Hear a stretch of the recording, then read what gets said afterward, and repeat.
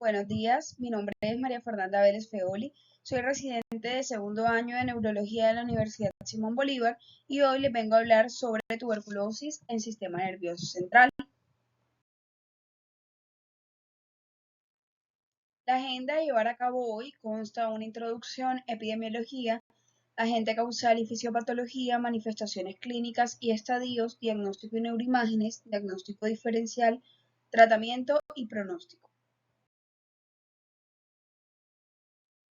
A manera de introducción, tenemos que la tuberculosis del sistema nervioso central realmente es una manifestación rara de esta infección por micobacterias, teniendo en cuenta que habitualmente el compromiso va a ser pulmonar. El compromiso del sistema nervioso central hace parte de las llamadas tuberculosis miliar, la cual es más común en pacientes inmunocomprometidos y que se define como la presencia de enfermedad tuberculosa en dos o más estructuras corporales no contiguas. En esta, la diseminación se va a dar por vía hematógena a partir de un foco gaseoso que habitualmente se va a encontrar en el pulmón.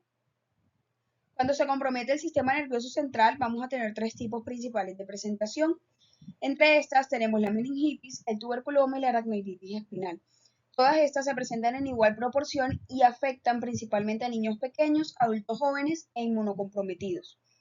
La OMS ha establecido que hasta el 64% de las infecciones por tuberculosis se han presentado en India, China, Indonesia, Filipinas, Pakistán, Nigeria y Sudáfrica, países en los que se ha demostrado una fuerte asociación con la pobreza, la desnutrición y un bajo nivel socioeconómico. Se ha encontrado además que en los países desarrollados la mayoría de casos suelen darse entre los pacientes que provienen de países subdesarrollados. E incluso en la actualidad se habla de que los países occidentales pueden enfrentarse a un aumento de los casos de tuberculosis del sistema nervioso central debido a la globalización y la migración multilateral. Se han determinado algunos factores que complican aún más la situación y es el hecho de la presencia de tuberculosis multiresistente, la coepidemia y el aumento de casos de VIH. Además, es importante tener presente cuáles son los posibles síntomas que se pueden desencadenar de una tuberculosis del sistema nervioso central debido a que en general suelen ser difíciles de diagnosticar y el retraso en el inicio del tratamiento suele asociarse con un peor pronóstico y una mayor mortalidad. Además, hay que recordar que esta suele ser una complicación de la infección pulmonar primaria, aunque no es raro encontrar casos en los que los pacientes ya tratados con lesiones pulmonares inactivas, años e incluso décadas más tarde, presenten una tuberculosis al sistema nervioso central. Se han establecido una serie de factores de riesgo tanto para la tuberculosis pulmonar como infección primaria, como para el desarrollo de la tuberculosis del sistema nervioso central.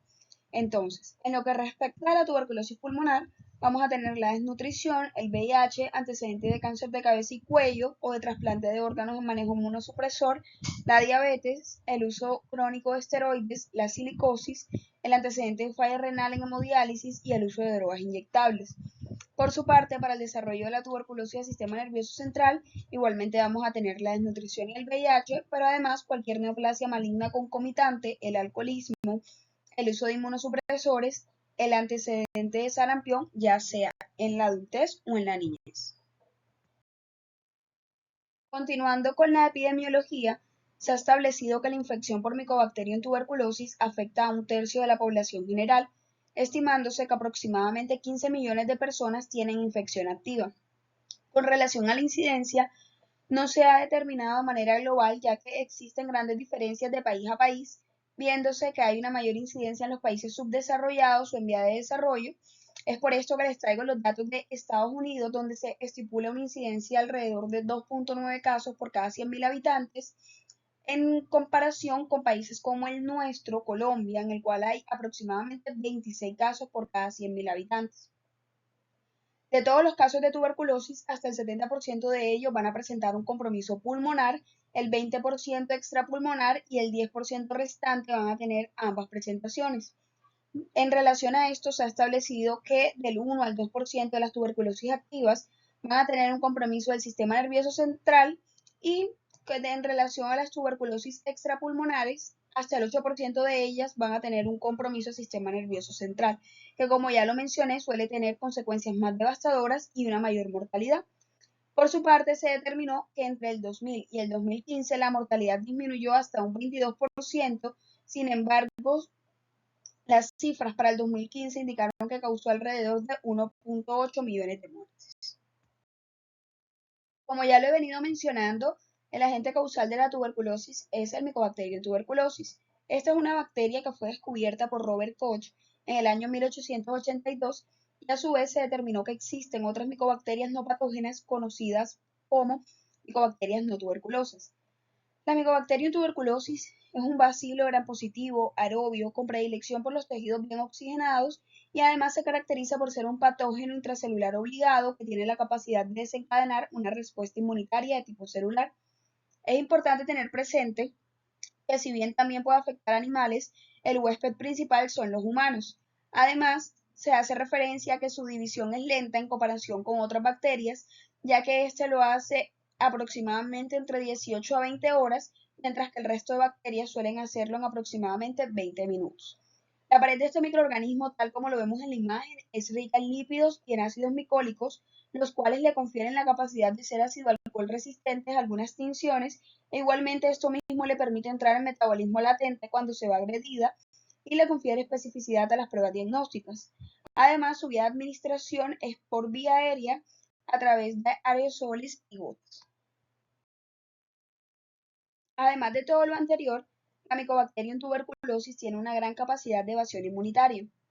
Cuando los bacilos ingresan a la vía respiratoria, la primera célula con la que se van a encontrar es con los macrófagos alveolares.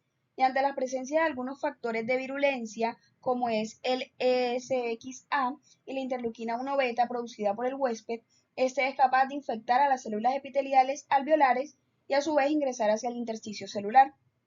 Una vez en el intersticio, este es capaz de infectar más macrófagos, pero también macrófagos intersticiales y monocitos derivados de macrófagos, los cuales a su vez activan a los neutrófilos, quienes producen especies reactivas del oxígeno y trampas extracelulares de neutrófilos.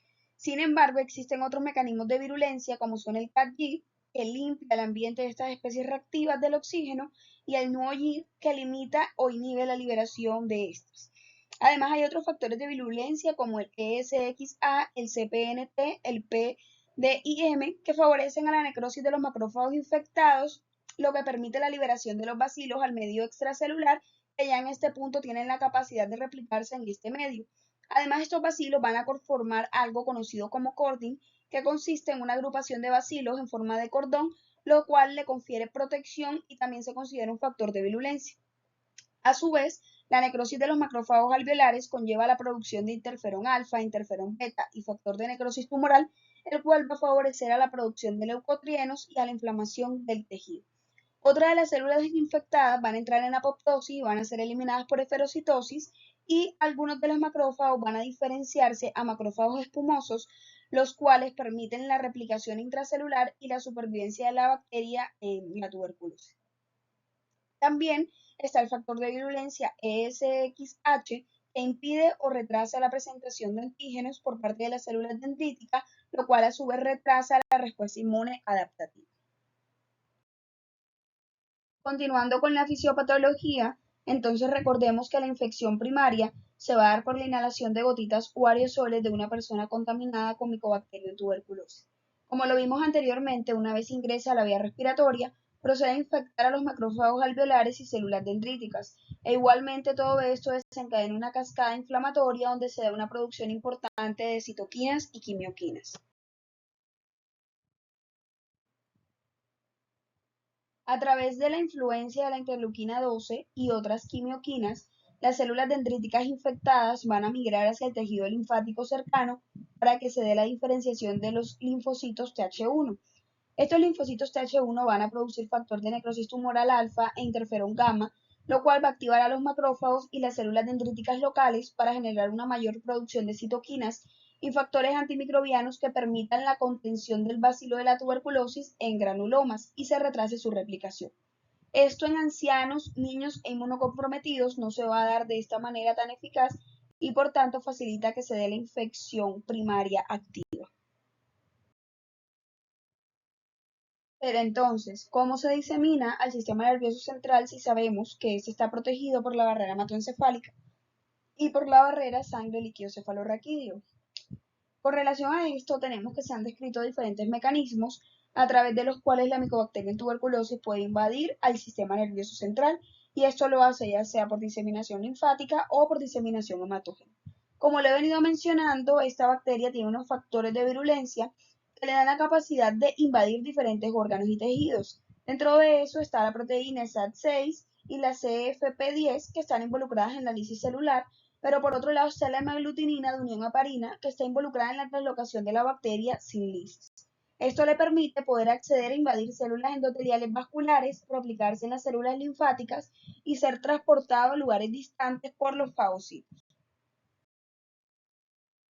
Además, la Mycobacterium tuberculosis tiene la capacidad de replicarse y sobrevivir tanto en los macrófagos infectados como en las células endoteliales linfáticas. Se ha descrito que esta bacteria tiene un locus genético denominado RD1, el cual le confiere la capacidad de salir del fagosoma al citosol, donde tiene una capacidad de replicarse más fácilmente o en algunos casos puede replicarse dentro del mismo fagosoma, generando una tuberculosis linfática. Sin embargo, hay que tener en cuenta que cuando se da la activación de las células endoteliales por el interferón gamma, puede alterar la capacidad de replicación que tiene esta bacteria.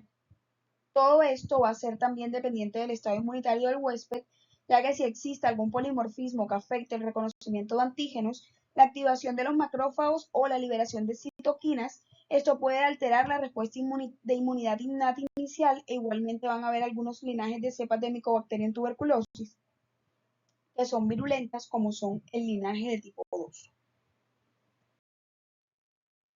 Recordemos también que el sistema nervioso central cuenta con dos barreras protectoras, dentro de las que se encuentra la barrera hematoencefálica, conformada por células endoteliales con uniones estrechas y ausencia de fenestraciones, que además en su membrana basal tienen pericitos incrustados, y los pies de los astrocitos, los cuales le confieren soporte y también participan de la integridad de la barrera hematoencefálica, e igualmente tiene la barrera sangre líquido cefalorraquídeo, la cual se encuentra en las células epiteliales de los plexos coroideos, que también consta de unas uniones estrechas, y esta se encarga de filtrar las sustancias que van a ingresar al sistema nervioso central. Sin embargo, a pesar de estas barreras, la Mycobacterium tuberculosis es capaz de ingresar al sistema nervioso central, y esto lo puede hacer ya sea atravesando o invadiendo las células endoteliales de la microvasculatura cerebral mediante el reordenamiento de sus fibras de actina o a través del mecanismo de caballo de Troya por los macrófagos y los neutrófilos infectados. Cuando los bacilos ingresan al sistema nervioso central, tienen capacidad de supervivencia, replicación y desarrollo, teniendo en cuenta que como este es un medio estéril, tiene un sistema inmunitario innato limitado, e inicialmente se van a formar unas lesiones tuberculosas silenciosas que habitualmente se ubican debajo de la pía madre cortical o adyacente a las meninges. Los estudios post-mortem que realizaron Rich y McCordon sugieren que la tuberculosis del sistema nervioso central propiamente dicha inicia cuando hay ruptura de alguna de estas lesiones, a las cuales se les conoce como focos de Rich. Continuando con la respuesta que tiene el huésped ante la invasión al sistema nervioso central, tenemos que las células que principalmente se van a infectar van a ser la microglía, ya que precisamente son estas las que tienen funciones inmunitarias dentro de este sistema. Sin embargo, también se ha descrito que puede invadir en menor proporción astrocitos y neuronas. Con relación a las neuronas, se desconoce como tal qué efectos tiene sobre su funcionamiento y sobre las alteraciones intercelulares que puede generar. Además, se ha estipulado que los bacilos pueden invadir hasta el 76% de la microglía y el 15% de los astrocitos. La microglía puede reconocer a los bacilos de Mycobacterium tuberculosis a través de receptores inmunitarios neuroespecíficos, receptores de reconocimiento de patrones, y además los Toll-like receptor, que también juegan un papel importante dentro de la inmunidad innata. Una vez la microglía se activa, comienza a producir citoquinas y especies reactivas del oxígeno, que si bien van a atacar al proceso infeccioso, también son capaces de desencadenar un proceso de neuroinflamación. Además de esto, también se produce factor de necrosis tumoral alfa, el cual cumple un papel patogénico importante debido a que genera una disrupción o alteración de la permeabilidad de la barrera hematoencefálica, permitiendo así el paso de proteínas y células inmunitarias desde la circulación sistémica hasta el sistema nervioso central, lo cual propicia un mayor daño. Dentro de las sustancias secretadas por la microglía en respuesta a la Mycobacterium tuberculosis incluyen el factor de necrosis tumoral alfa, el interferón gamma, la interleuquina 6, la interleuquina 1 beta, la interleuquina CCL2, la CCL5, la CXCL10, la interleuquina 1 alfa, la interleuquina 10, la interleuquina 12p40, la GCSF y la GMCSF. También se ha establecido que los niveles elevados de interleuquina 6 en el líquido cefalorraquídeo se asocian de forma independiente a un peor pronóstico y una presentación más grave. Sin embargo, no se han establecido los mecanismos a través de los cuales se da esto. En la actualidad también se está estudiando el papel patogénico de los patrones moleculares asociados a daño y los patrones moleculares asociados a patógenos, los cuales son un importante marcador de lesión cerebral y se cree que pueden ser un potencial objetivo terapéutico. Además, existen otros factores que han sido implicados en la patogénesis de la tuberculosis del sistema nervioso central, además de todo el estado inflamatorio, que es el más importante y que ha sido de lo que les he venido hablando hasta el momento. Se ha dado especial importancia al factor de crecimiento endotelial, ya que se ha demostrado que altera la permeabilidad de la barrera hematoencefálica. Los mecanismos a través de los cuales realiza esto siguen siendo poco claros, sin embargo, lo más probable es que como este participa de la angiogénesis, se genere una alteración en las uniones estrechas y adherentes del endotelio. Por otro lado, se ha hablado de los ICAM y los BICAM y también se ha hecho mención a la liberación de metaloproteinasas de matriz que también tienen la capacidad de aumentar la permeabilidad de la barrera hematoencefálica. A continuación, vamos a comenzar a hablar sobre las presentaciones clínicas. Como ya lo mencioné previamente, existen tres grandes grupos, donde tenemos la meningitis, los granulomas y el compromiso de la médula espinal. Comenzamos hablando de la meningitis tuberculosa, donde esta figura como la forma de presentación más grave de la tuberculosis extrapulmonar. Los datos epidemiológicos arrojan que tiene una mortalidad hasta del 50% de los pacientes con coinfección por VIH. Además, es la presentación más frecuente de tuberculosis al sistema nervioso central, aunque suele darse con mayor frecuencia en niños menores de 1 año, dentro de los cuales hasta el 75% de ellos van a tener una infección pulmonar activa.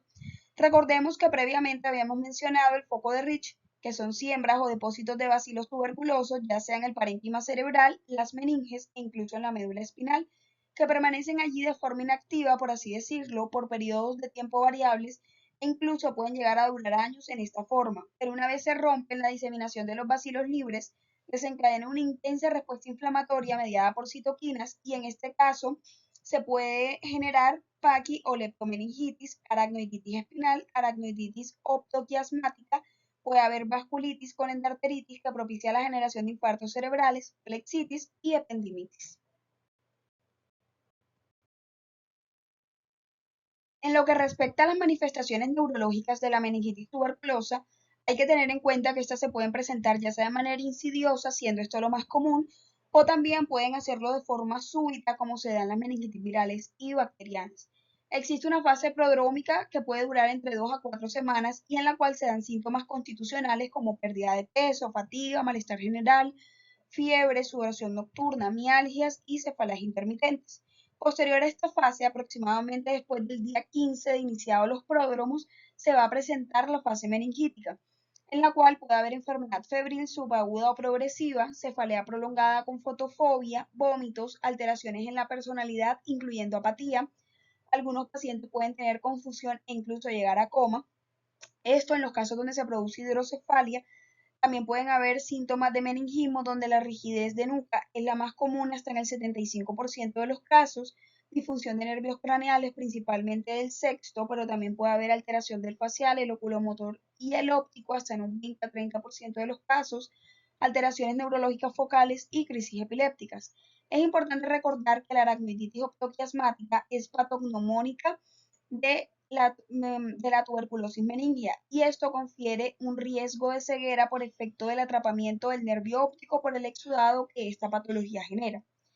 Y entonces, ¿por qué es común la hidrocefalia? Esto se da por la presencia de hiperproteinorraquia.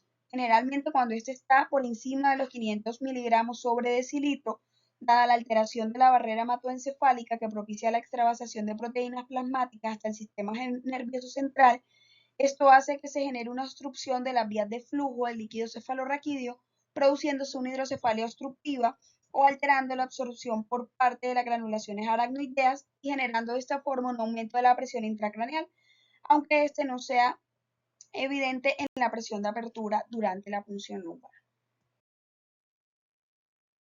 Con relación al infarto por tuberculosis meningial, los estudios han demostrado que si bien puede afectar cualquier vaso sanguíneo intracraneal, tiene una mayor predilección por las arterias lenticuloestriadas, las perforantes talámicas, los pequeños vasos corticales.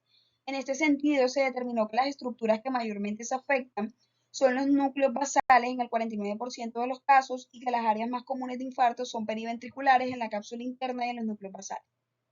Además, estos infartos suelen ser múltiples y bilaterales. Otra forma de presentación es el tuberculoma y se ha descrito que hasta el 10% de los pacientes con tuberculosis del sistema nervioso central tendrán esta presentación y un tercio de estos van a tener tuberculomas múltiples. La sintomatología que se genera es variable y va a depender principalmente de la localización del tuberculoma, pero principalmente va a generar cefalea, crisis epilépticas, déficit neurológico focales y papiledema por el aumento de la presión intracraneal. En lo que respecta a las ayudas diagnósticas, se ha determinado que las neuroimágenes, más específicamente la resonancia contrastada, va a ser el estudio de elección y en este vamos a encontrar un realce en anillo posterior a la administración del contraste con edema perilesional que va a ser principalmente visible en las secuencias de T2 y T2 FLAIR y el contenido como tal va a ser variable dependiendo de la edad del tuberculoma, ya que a medida que va pasando el tiempo, este se caseiza y se licúa. Entonces se dice que en etapas iniciales va a ser hipointenso, luego isointenso y finalmente va a ser hiperintenso. Además, el 10% del total de tuberculomas puede tener una calcificación central, que es un signo diana específico, y estos se pueden localizar en cerebro, en médula espinal, espacio subaracnoideo, subdural y epidural. En estos pacientes, el líquido cefalorraquídeo ha sido descrito como anodino, lo cual hace referencia a que no nos aporta unos datos que nos ayuden a realizar el diagnóstico. Por su parte, la PPD va a estar positiva hasta en el 85% de los casos y en la radiografía de tórax vamos a tener unos hallazgos característicos de tuberculosis entre el 30 al 80% de los casos. Pero en este punto nos podemos preguntar por qué algunos pacientes presentan tuberculomas y otros meningitis. Entonces recordemos que dentro de la fisiopatología antes mencionada, hablamos de que se daba una diseminación hematógena del bacilo, pero que inicialmente se formaban unos focos microscópicos conocidos como focos de Rich.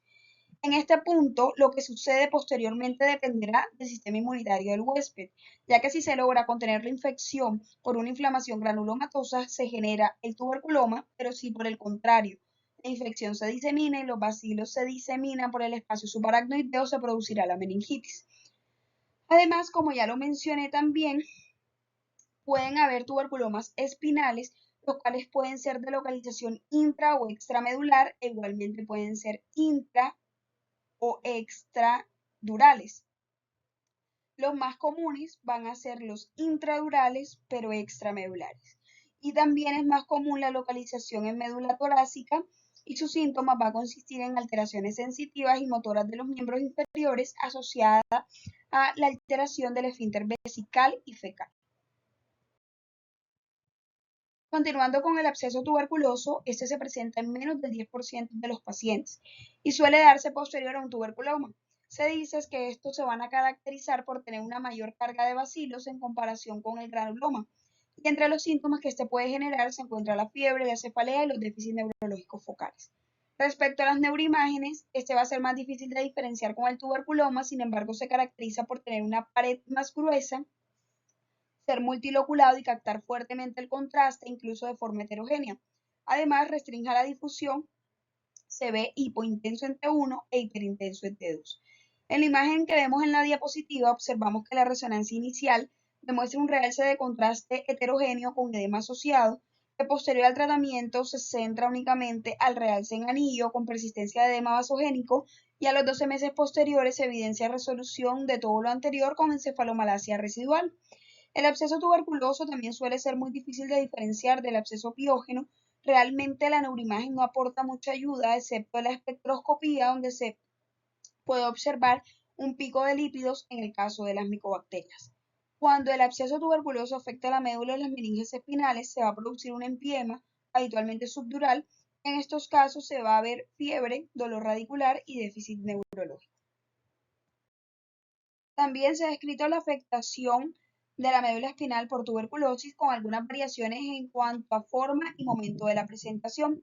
En algunos casos se puede presentar de forma temprana o inicial donde el diagnóstico se realiza de forma concomitante con la meningitis, también puede darse de forma paradójica o en algunos casos puede ser tardío o remota, incluso hasta 30 años posteriores al inicio de la sintomatología. En cuanto a la localización, el compromiso puede ser vertebral o espinal. El compromiso vertebral se conoce como mal de Pod y el compromiso espinal tiene varias formas de presentación. Está la aracnoiditis tuberculosa, también conocida como mielorradiculopatía. Está el compromiso espinal intradural, extramedular. Está también el intramedular. Está el absceso tuberculoso espinal, la mielitis aguda, la mielitis transversa longitudinalmente extensa, las siringomielias y los síndromes de cautequina y cono medular. Comenzamos hablando de la radiculomielopatía o radiculomielitis tuberculosa, la cual es una manifestación rara de la tuberculosis del sistema nervioso central.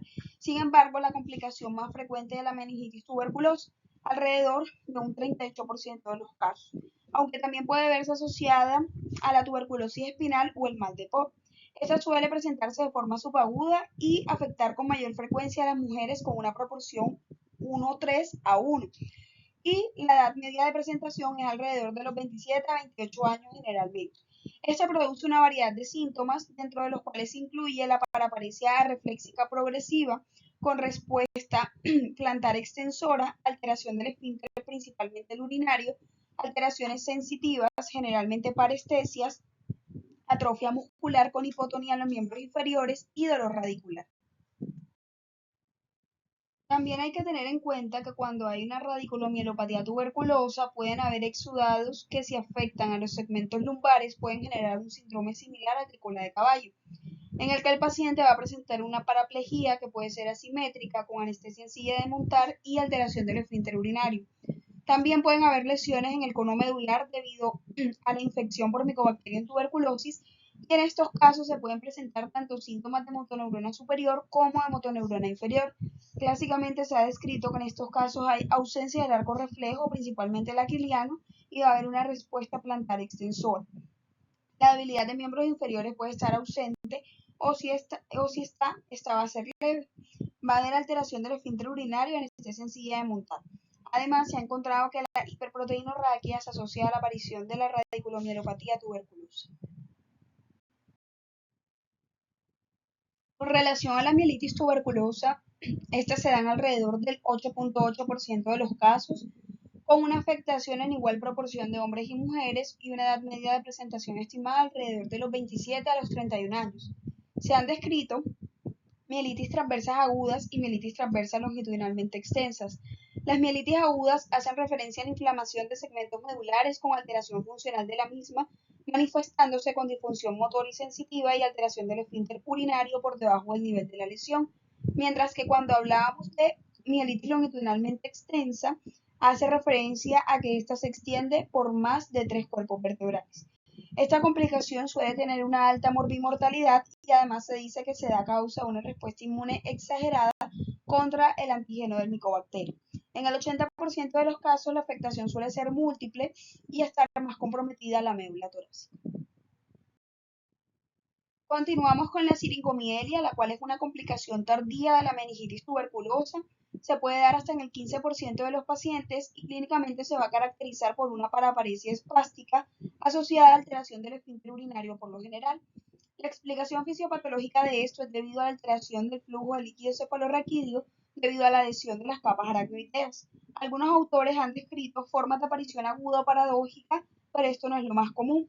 En muchos casos puede estar asociada a radiculomielitis tuberculosa, alrededor de un 55% de estos, y la máxima duración entre la meningitis y el diagnóstico de siringomielia ha sido de 30 años. Se han descrito en la literatura también otras complicaciones que, si bien se pueden presentar, son extremadamente raras, dentro de las que tenemos el infarto medular y también los quistes aracnoideos, en donde los casos descritos hacen referencia a que son pacientes que tuvieron tuberculosis meningia, fueron tratados y años más tarde presentaron o paraplegia o cuadriplegia que les llevó a realizar pruebas diagnósticas en las que se evidenciaba quistes aracnoideos intradurales. A continuación vamos a hablar del mal de Pod. Esta es la manifestación más común de tuberculosis ósea. Tiene una alta morbimortalidad y discapacidad neurológica, se manifiesta por una combinación de osteomielitis y artritis, que suele afectar a más de una vértebra. Este se produce por la diseminación del proceso infeccioso a través del sistema venoso vertebral que va por toda la parte anterior y por tanto va a haber un mayor compromiso de los segmentos anteriores de la columna vertebral, con mayor predominio en las vértebras torácicas inferiores y las vértebras lumbares superiores.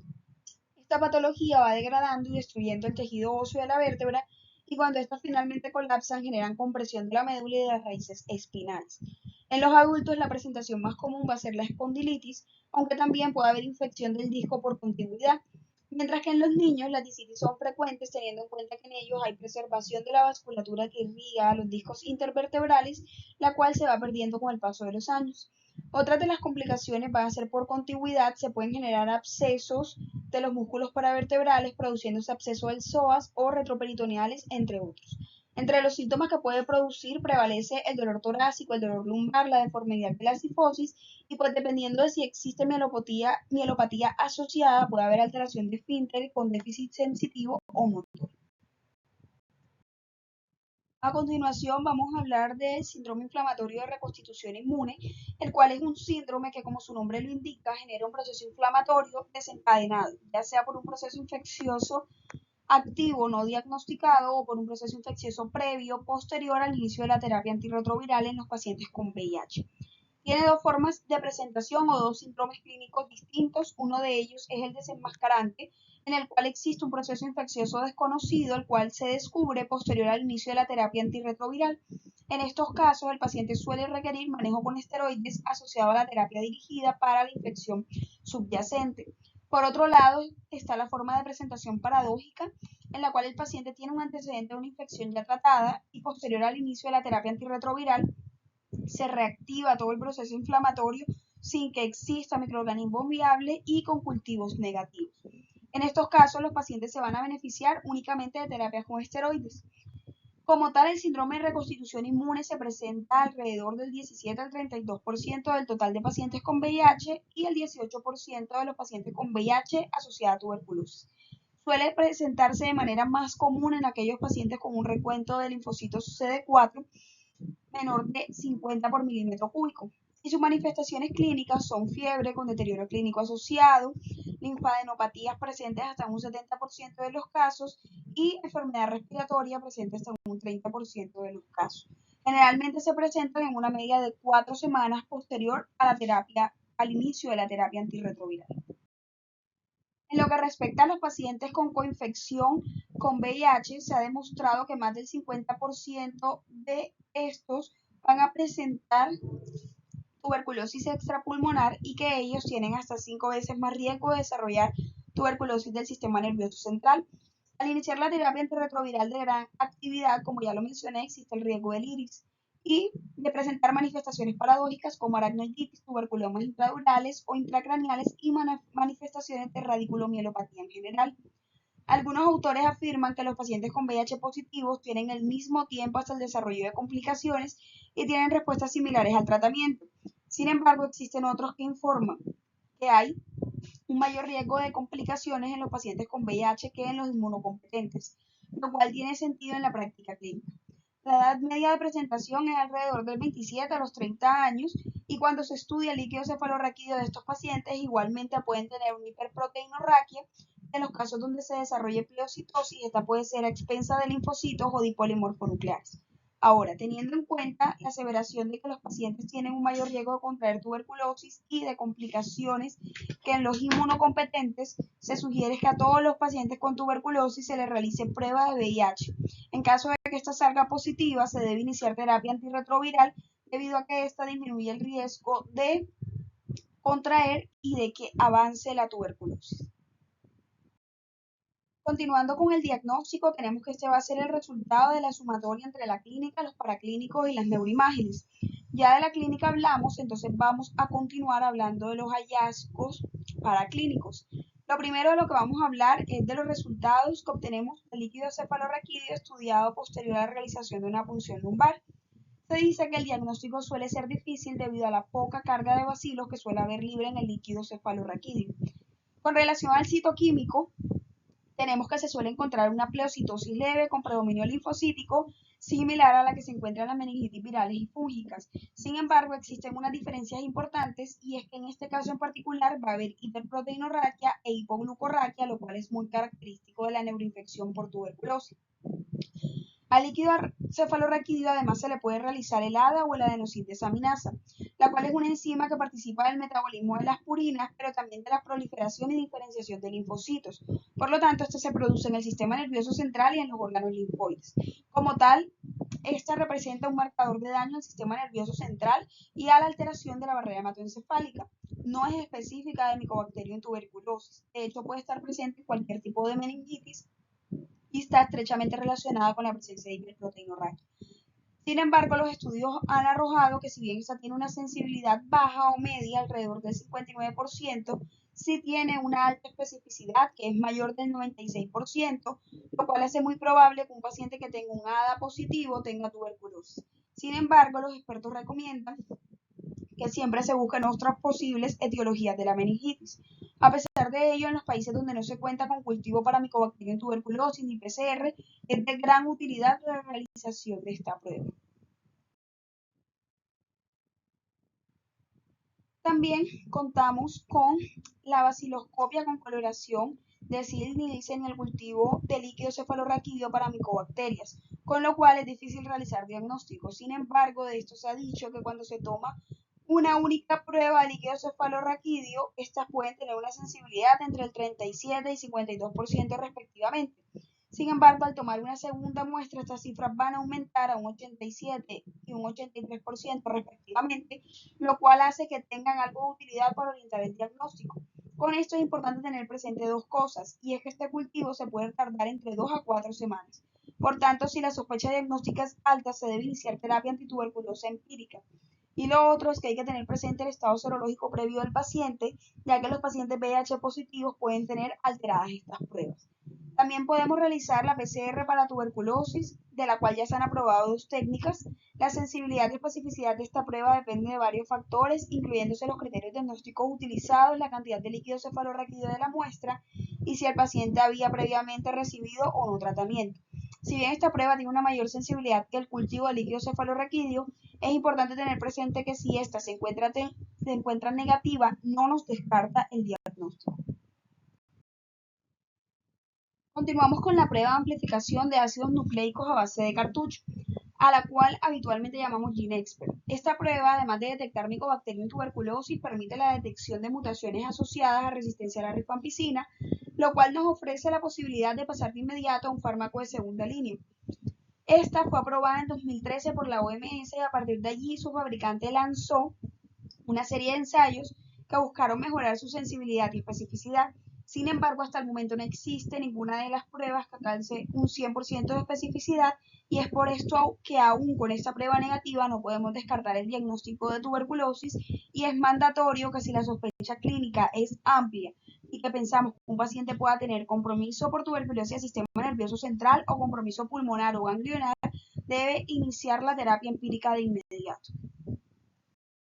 Ahora bien, en los pacientes que tengan lesiones solitarias que realcen o meningitis crónica con cultivos persistentemente negativos, se puede tomar una biopsia como prueba auxiliar, de la cual si bien se desconoce su sensibilidad, se piensa que puede ser de mucha ayuda, sobre todo si se realiza en conjunto con todas las pruebas mencionadas previamente, ya que puede aumentar el rendimiento diagnóstico.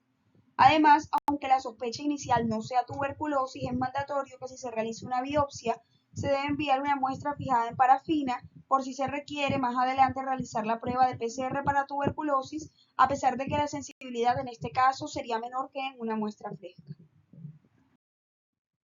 Existen unos hallazgos histopatológicos característicos de la tuberculosis en el sistema nervioso central. En el caso del exudado espeso de la meningitis tuberculosa, este va a ser de características granulomatosas y esto va a estar dado por la presencia de macrófagos, linfocitos, fibroblastos, células plasmáticas y células de Langerhans, que son las características de las inflamaciones granulomatosas. También tenemos a los tuberculomas, que son unos granulomas de células epitelioides, en cuyo centro hay una pleocitosis similar a la del exudado, pero que se caracteriza porque están dispuestos en capas y porque tienen un centro calcificado y necrótico. Por su parte, el absceso tuberculoso es similar al tuberculoma, pero en su centro va a tener pus licuado y bacilos viables. La meningitis tuberculosa se ha clasificado como definitiva, probable y posible, dependiendo de las características clínicas que tenga y basándose en los criterios de Twines.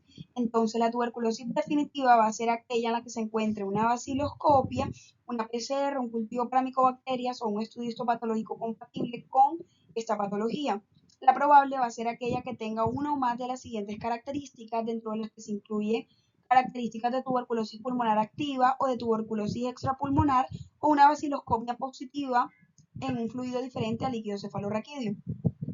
Por último, la posible va a ser aquella donde se tengan 4 o más de las siguientes características, incluyéndose una pleocitosis con predominio linfocítico, razón glucosa, líquido cefalorraquídeo versus glucosa sérica menor a 0.5, líquido cefalorraquídeo turbio, ausencia de enfermedad criptococócica, periodo de enfermedad mayor a 5 días, alteración del estado de conciencia, signos neurológicos focales o que ya han recibido tratamiento antituberculoso y han tenido algún tipo de respuesta.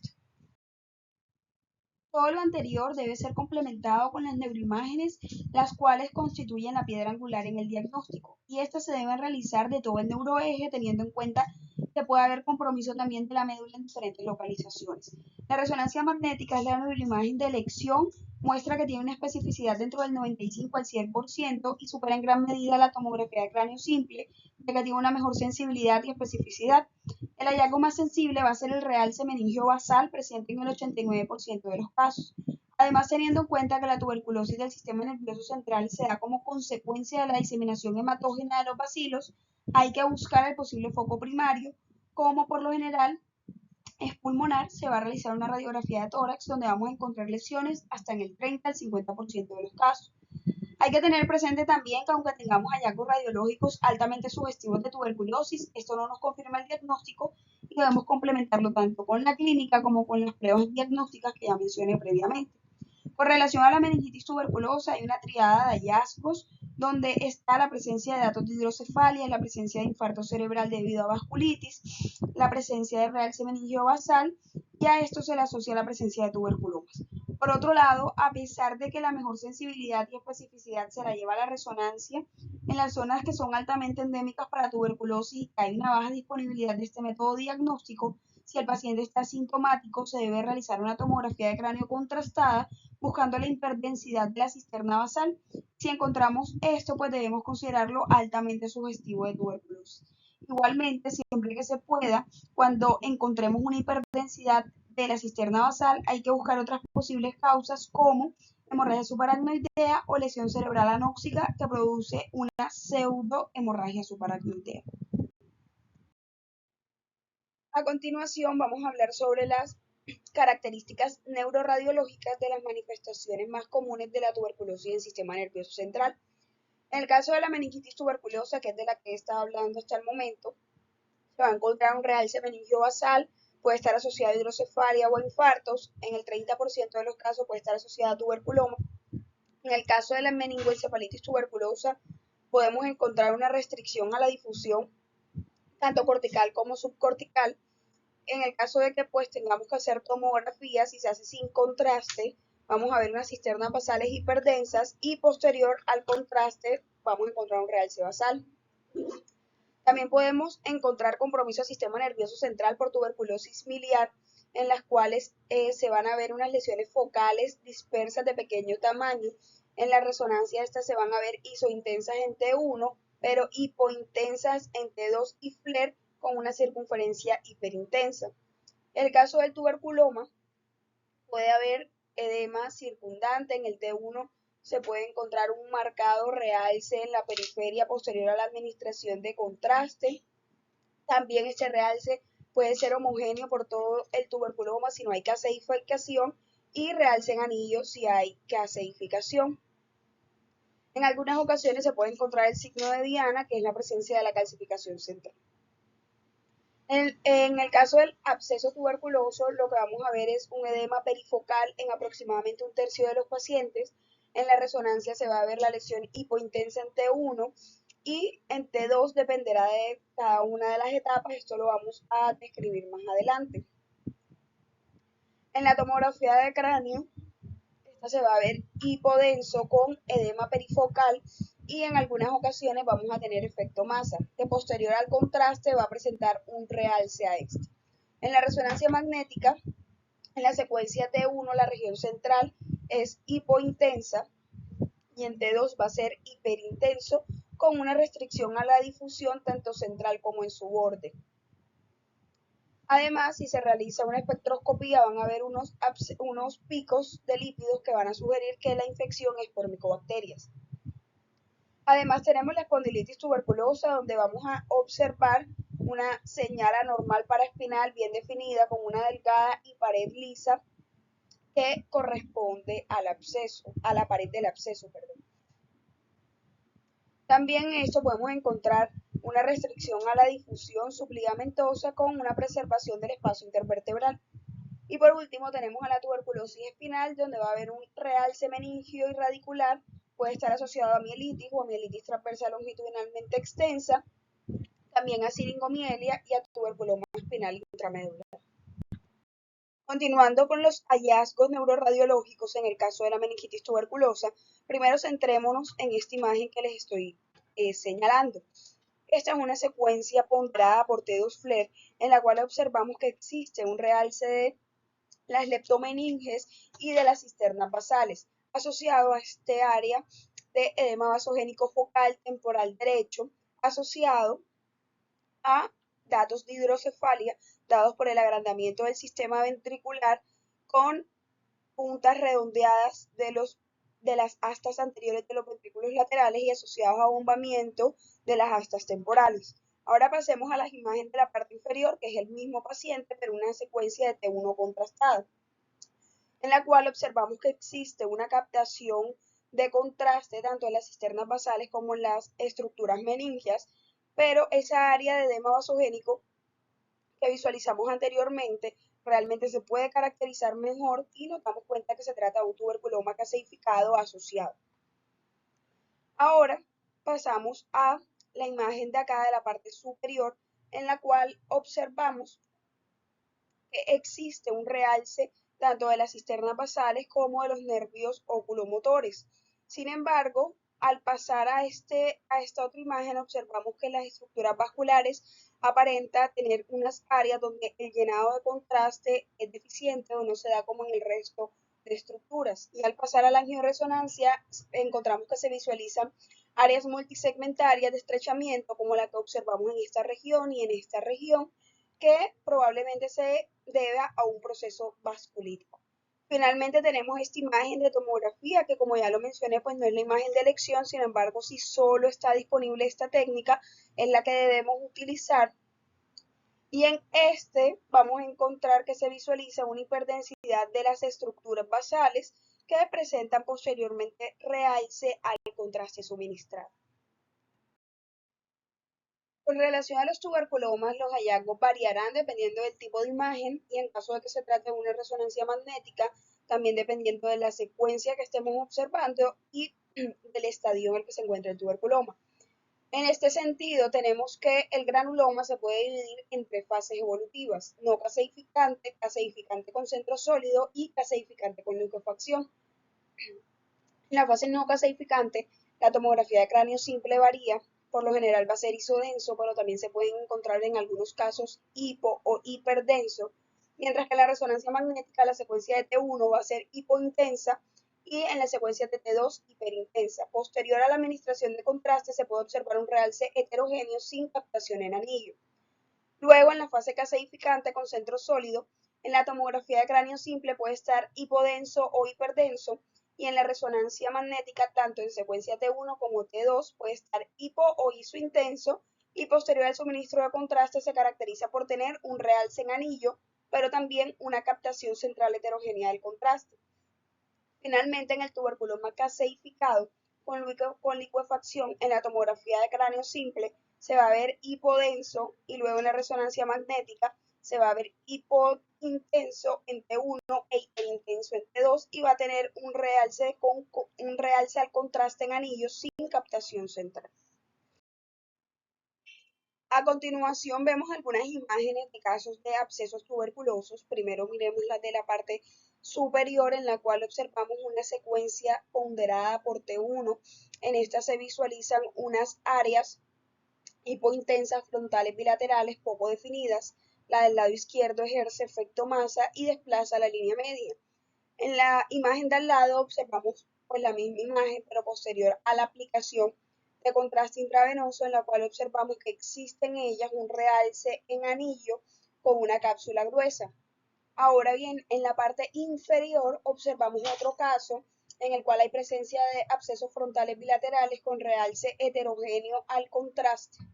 Luego observamos otro caso, que es este, en el cual el paciente tiene una lesión frontal izquierda con realce de su cápsula y centro hipointenso, pero observamos que adyacente a ella existe un empiema subdural y epidural que compromete y genera una osteomielitis de la tabla ósea, que en este caso pues es la calota.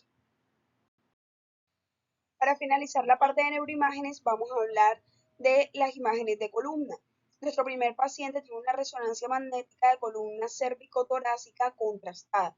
Las imágenes de la A a la C constan de una secuencia ponderada por T1 contrastado, en el cual observamos un realce heterogéneo por compromiso tuberculoso intradural y extramedular asociado a extravasación de medio de contraste al espacio subaracnoideo. En la imagen de al lado, que es una secuencia ponderada por T2, se visualiza una hiperintensidad centromedular longitudinalmente extensa que hace referencia a una mielitis transversa longitudinalmente extensa, secundario a la infección por Mycobacterium tuberculosis. En este paciente de al lado se trata de una espondilitis tuberculosa o mal de Popp, donde claramente vemos que existe una destrucción de los cuerpos vertebrales del E4 y L5, pero que además podemos observar la presencia de abscesos asociados. Entonces, en esta primera imagen visualizamos, además de la lesión en vértebra, tenemos una secuencia ponderada por T2 en la cual se visualiza una hiperintensidad de la parte anterior con relación a los músculos paravertebrales. Luego en la secuencia de T1 visualizamos esto mismo, pero hipointenso, que posterior a la administración de contraste se observa un realce prácticamente homogéneo paravertebral, pero también en la región epidural. Además se encontró un realce de las raíces de la cola de caballo, y luego en las imágenes siguientes observamos que ya existe un hundimiento de la vértebra.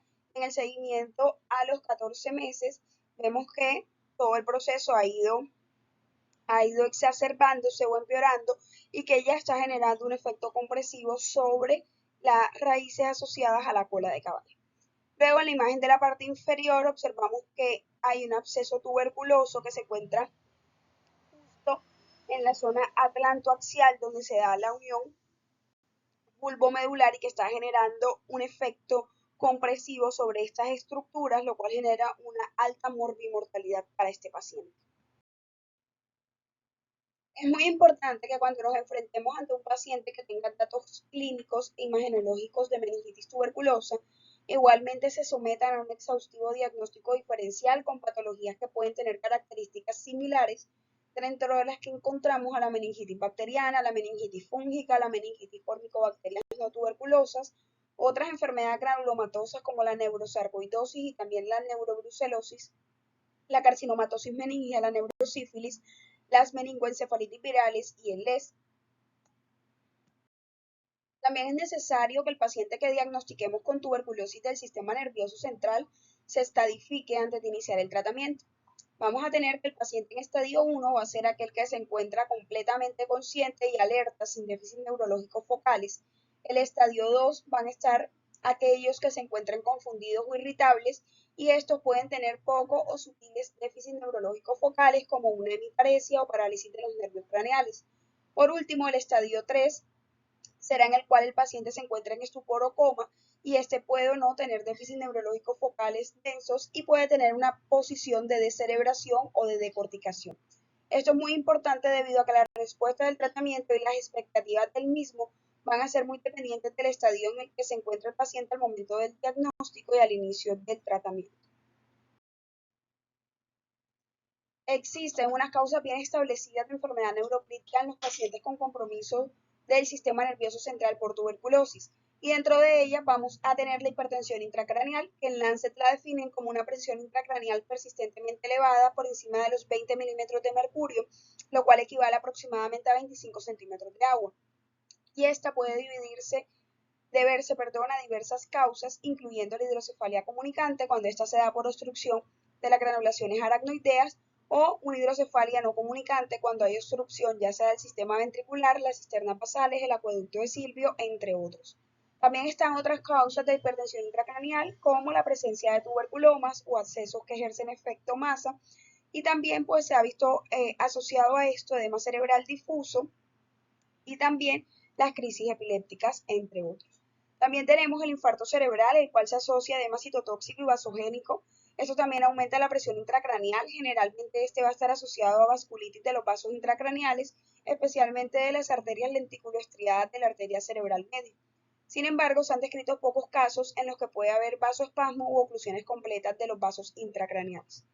Esta también la hiponatremia, que generalmente se asocia a un cerebro perdedor de sal, en la cual hay un aumento de la producción de péptidos natriuréticos, lo cual favorece, como su nombre lo indica, a la natriuresis. Y también tenemos el síndrome de secreción inadecuada de hormona antidiurética o vasopresina, en la cual se da una hiponatremia dilucional.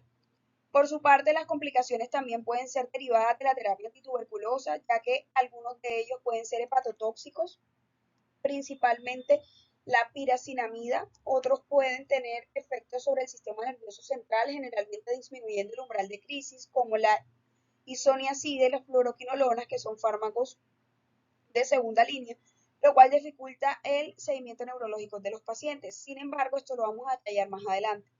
Y pues también se encuentran las reacciones paradójicas, de las cuales ya hemos venido hablando previamente. Continuamos con el tratamiento, donde la OMS recomienda que se siga la misma pauta de manejo utilizada en la tuberculosis pulmonar. En esto, el paciente va a recibir durante 2 meses una terapia tetraconjugada con rifampicina, isoniazida, piracinamida y etambutol, y posteriormente va a recibir 10 meses con rifampicina e isoniazida. La recomendación es que todo paciente con una alta sospecha clínica e imagenológica de tuberculosis se le inicie tratamiento empírico, así no se cuente con una prueba confirmatoria.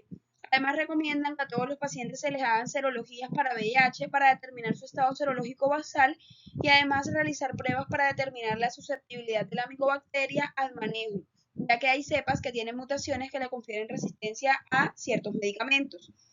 Con relación a la dosis, tenemos que la isoniazida tiene una concentración en líquido cefalorraquídeo de 40% cuando las meninges están normales, pero llega al 100% o al equivalente de la concentración sérica cuando las meninges están inflamadas. La dosis de esta es de 10 miligramos por kilo día y se debe dar en asociación con piridoxina a dosis de 50 a 100 miligramos día para evitar que se dé una neuropatía periférica secundaria. Seguimos con la isoniazida, la cual tiene una concentración casi nula en el líquido cefalorraquídeo cuando las meninges están normales y aproximadamente el 20% cuando estas están inflamadas. Sin embargo, no llega a alcanzar la concentración mínima inhibitoria y la dosis de este es de 15 miligramos por kilo día. Seguimos con el etambutol, donde también tiene una concentración en líquido cefalorraquídeo casi nula cuando las meninges están normales y sí logra alcanzar la concentración mínima inhibitoria cuando las meninges se encuentran inflamadas. La dosis de este es de 15 miligramos por kilo día, aunque algunos autores sugieren que se puede subir a 25 o 35 miligramos por kilo día para aumentar la concentración de la misma. Sin embargo, esto se ha visto relacionado con un mayor riesgo de neuritis óptica. Luego tenemos la piracinamida, la cual alcanza unas concentraciones similares a la de la isoniazida y la dosis suele ser de 30 a 35 miligramos por kilo día. Por último, la streptomicina, donde la concentración de las meninges inflamadas es muy pobre y su dosis es de 1 gramo intramuscular por día. Ahora bien, hay que tener claros los conceptos de la tuberculosis resistente. Tenemos que una tuberculosis multiresistente va a ser aquella donde hay resistencia a la rifampicina y a la isoniazida, mientras que la tuberculosis extremadamente resistente va a ser aquella que, además de la resistencia a estos fármacos, también sea resistente a algunos de los fármacos inyectables de segunda línea, como la micacina, la clapromicina, la canamicina, y también a una quinolona, que hacen parte de los de tercera línea. Estos tipos de tuberculosis, si bien pueden ser transmitidas, lo habitual es que se trate de un paciente con tuberculosis sensible que no finalizó el tratamiento indicado, que no cumpla con las pautas de un tratamiento adecuado indicado o que el tratamiento pautado sea inadecuado. La OMS recomienda que a este tipo de pacientes se les ponga su pauta de tratamiento, pero que se les haga una observación estricta y en asociación a un fármaco de segunda línea.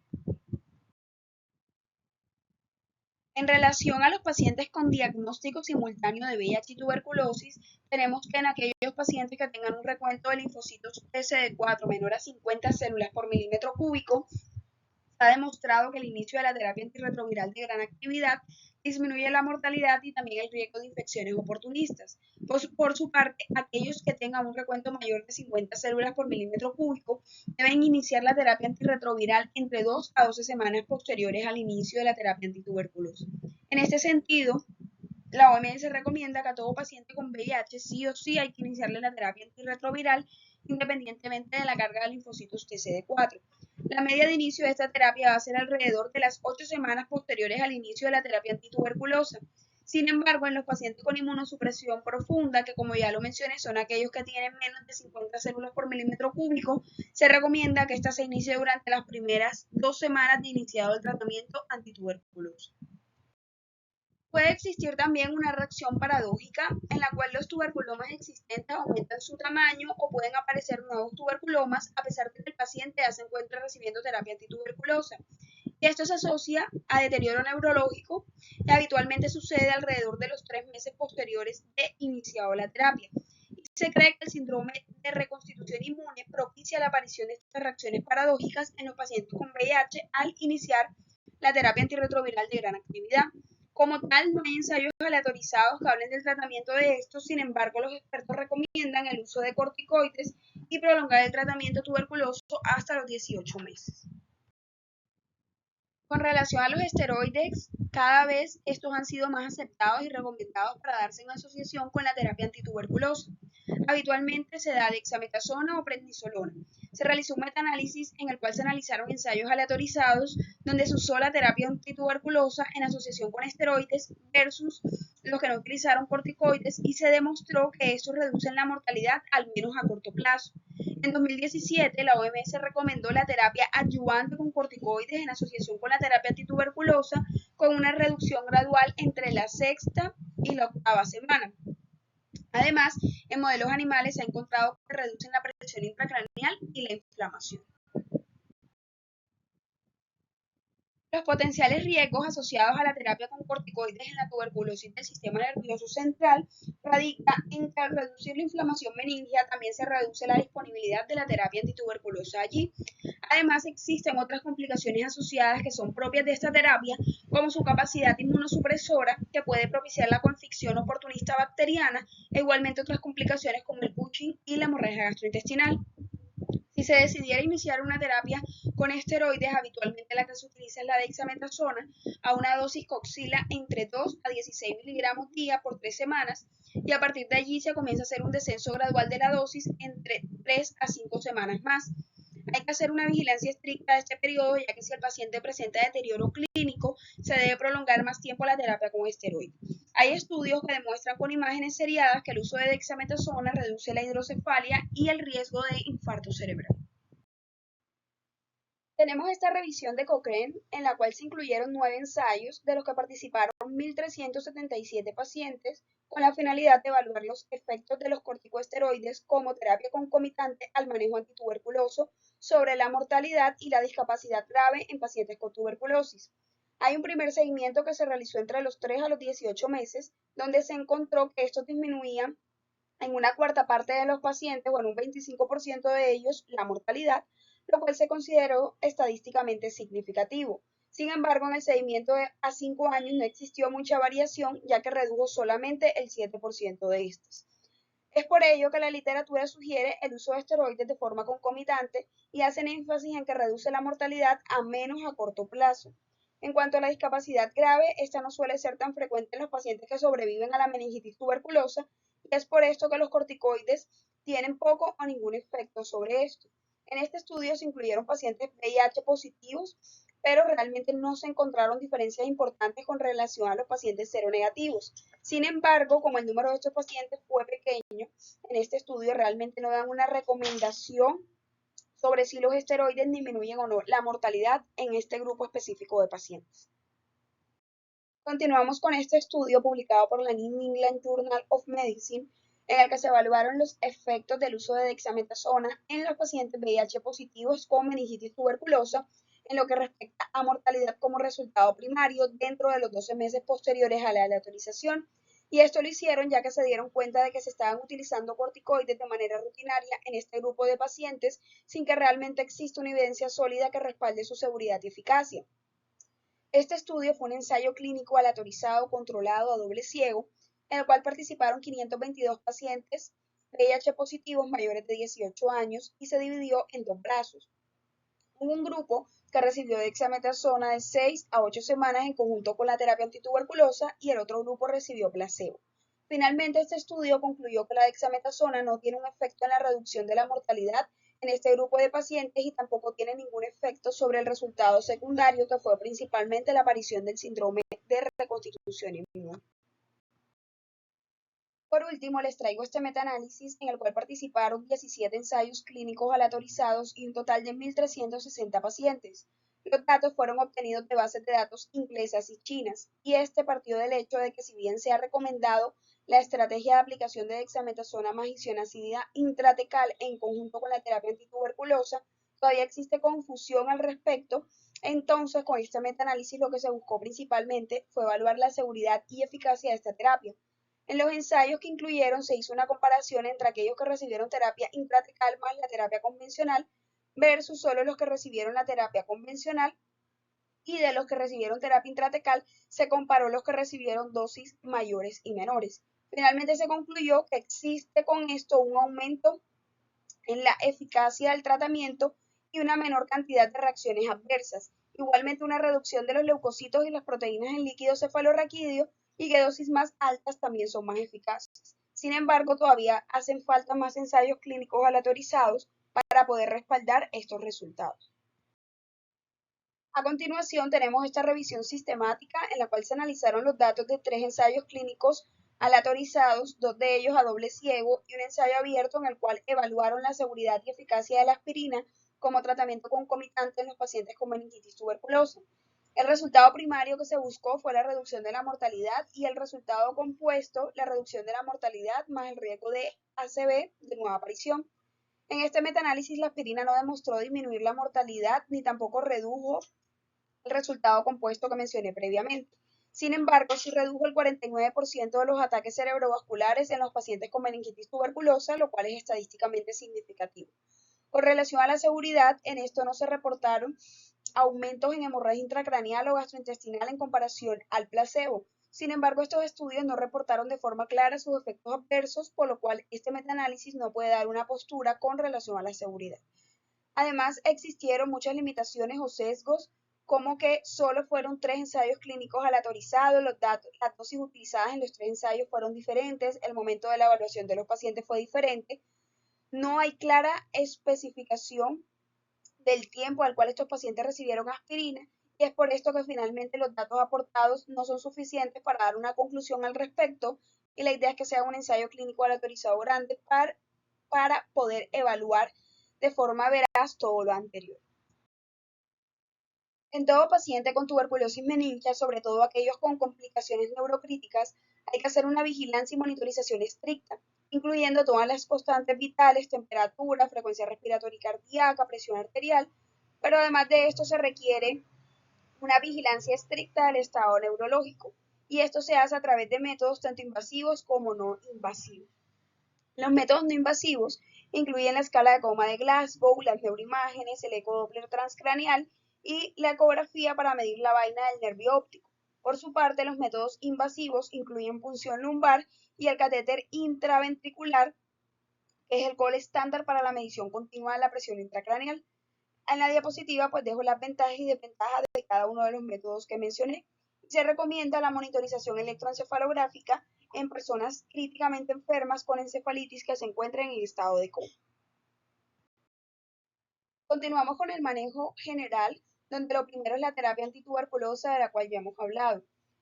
Tenemos la atención de apoyo, donde se sugiere que estos pacientes tengan un control estricto de la temperatura, de la glicemia y de la hemoglobina. Además, evitar complicaciones asociadas a la ventilación mecánica invasiva, evitar las úlceras por presión, hacer una ventilación en lo general protectiva, evitar la hipertermia y la hipotensión.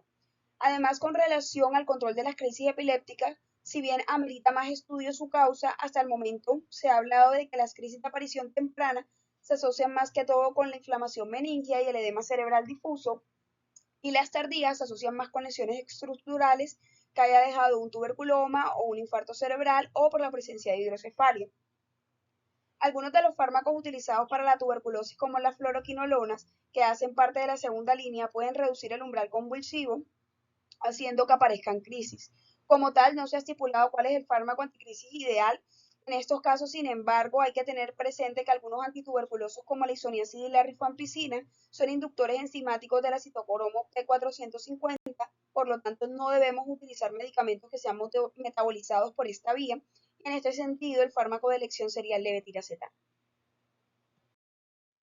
Dentro del tratamiento también es importante optimizar la presión intracraneal, por lo que se recomienda ubicar adecuadamente la cabecera del paciente alrededor de los 30 grados para mejorar el drenaje venoso cerebral y el drenaje del líquido cefalorraquídeo.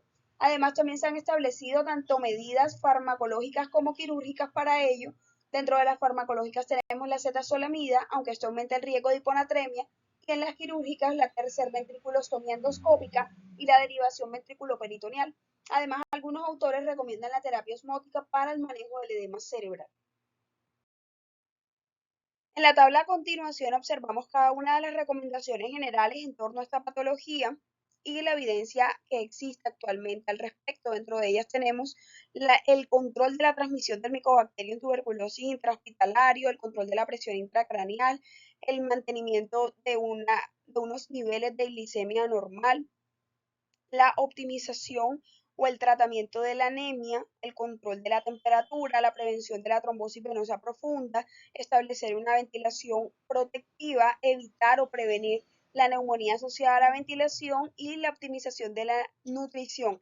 En este último hacen énfasis que si bien no hay unas recomendaciones claras, teniendo en cuenta que la tuberculosis es una enfermedad catabólica, se debe garantizar la adecuada alimentación de nuestro paciente a través de una sonda nasogástrica, la cual también nos va a servir para suministrar el tratamiento antituberculoso. Existen reacciones adversas asociadas a la terapia antituberculosa. Si bien estos por lo general suelen ser bien tolerados, estos medicamentos tienen sus efectos adversos que pueden irse acumulando por ser tratamientos prolongados. Y cada uno de estos va a tener unos efectos específicos, además de la intolerancia gastrointestinal y la fatiga. Como ya lo mencioné, algunos de ellos son hepatotóxicos, principalmente la piracinamida, pero también la isoniazida y el etambutol lo pueden ser, y es por esto que en todos los casos se recomienda un seguimiento estrecho de la función hepática durante las primeras 8 semanas. Se sabe que al inicio del tratamiento puede haber una sutil elevación de las transaminasas, pero si estas sobrepasan de 3 a 5 veces el valor normal o la bilirrubina total está por encima de los 2.5 miligramos por litro, estos deben ser reemplazados por fármacos ya sea de segunda o de tercera línea. Dentro de los efectos adversos específicos, en el caso particular de la isoniazida, tenemos la neuropatía periférica, que como lo mencioné previamente es prevenible con suplementos de piridoxina, y también hay síntomas similares al lupus y psicosis. Con relación a la rifampicina están las erupciones cutáneas, enfermedades similares a la influenza y trombocitopenia. Con el etambutol, la neuritis óptica, que va a ser dosis dependiente, y la neuropatía periférica. Por su parte, la piracinamida se asocia con reacciones adversas cutáneas, hiperuricemia sintomática y artritis cotosa, y por último la streptomicina asociada a ototoxicidad y vértigo. El principal problema que tenemos con los fármacos antituberculosos en la actualidad es su baja concentración en el sistema nervioso central, debido a la permeabilidad de la barrera hematoencefálica. De hecho, la rifampicina, que es el fármaco de primera línea, tiene muy baja permeabilidad al sistema nervioso central y se estima esta menor al 30%. Es por esto que se han intentado desarrollar mecanismos de transporte para mejorar su permeabilidad y concentración, y para ello se ha utilizado la nanotecnología. En la actualidad se cuenta con diferentes tipos de nanopartículas, las cuales mejoran la permeabilidad en los diferentes tejidos, tienen una liberación constante, lo que permite tener concentraciones adecuadas y además es capaz de bloquear las bombas de difusión de la glicoproteína P. Estas se encuentran en desarrollo, pero se ha establecido que pueden ser capaces de mejorar la permeabilidad de los medicamentos al sistema nervioso central, ayudando a que tengan mejores concentraciones e igualmente tengan menores efectos adversos. Se han realizado ensayos en murinos donde incluso se han podido agrupar los 4 medicamentos dentro de una sola nanopartícula y una sola dosis logra mantener concentraciones adecuadas por varios días. De hecho, en estos modelos animales se da una dosis cada 10º día, logrando erradicar la Mycobacterium tuberculosis. Con relación al pronóstico, tenemos que realmente el pronóstico de la tuberculosis del sistema nervioso central es sombrío, incluso habiendo recibido tratamiento con una alta mortalidad que oscila alrededor del 9.8% al 57%, y los pacientes que sobreviven pueden tener unas secuelas neurológicas importantes.